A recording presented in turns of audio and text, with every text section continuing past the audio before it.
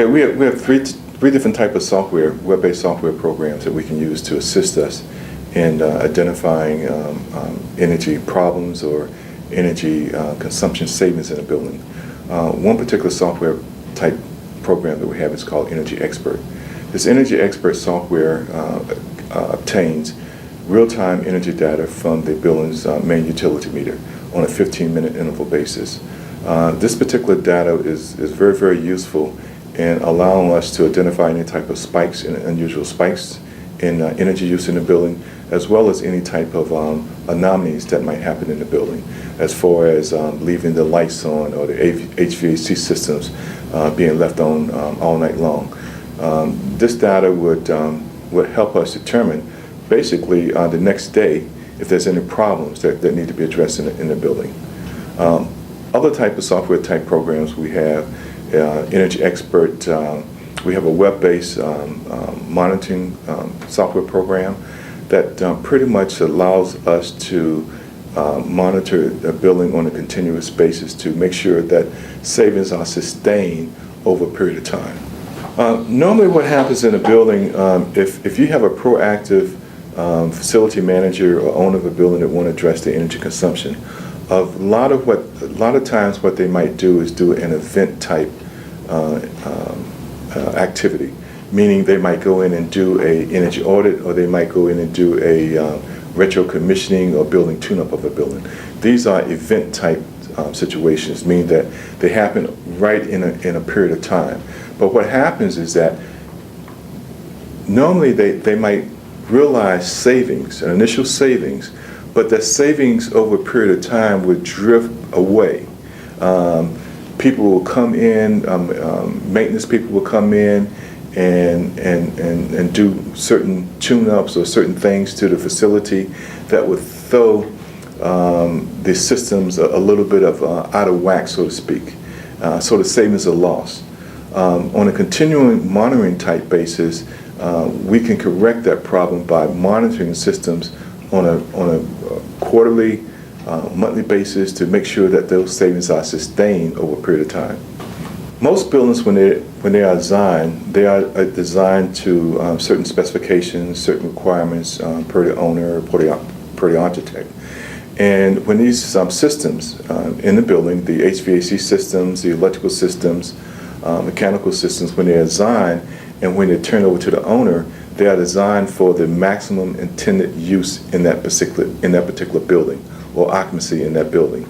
And many times after the building is occupied, that's not the case.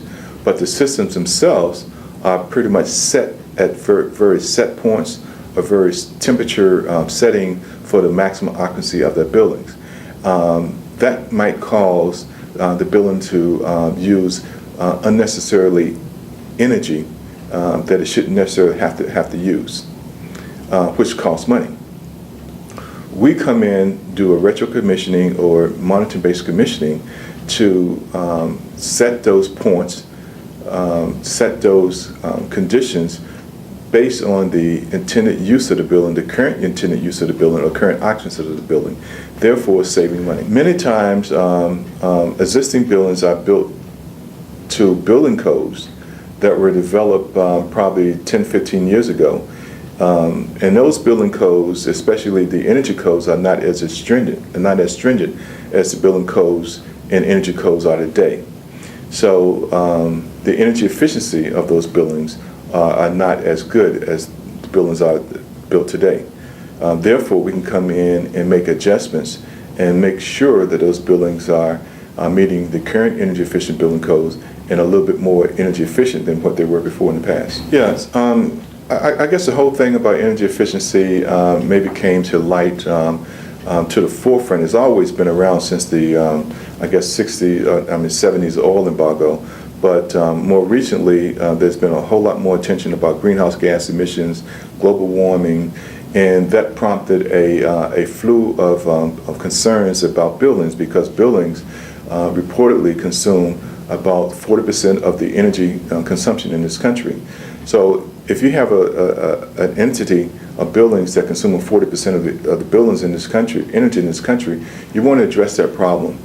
So basically what's been happening is that you have entities such as the U.S. Green Building Councils, the U.S. Department of U.S. Department of Energy, been developing programs to specifically address energy consumption in buildings.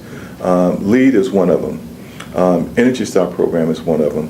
And a lot of municipalities and states around the country have been very, very proactive in passing laws indicating that certain buildings over a certain square footage, say 50,000 square foot commercial buildings, would have to, on an annual basis, have an energy benchmark and disclose their energy consumption.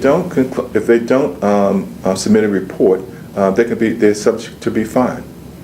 And it varies from jurisdiction to jurisdiction. But to give you an example, New York has this law on the book. Philadelphia, Washington, D.C., Austin, Texas, Seattle, Washington, and most recently Boston, Massachusetts.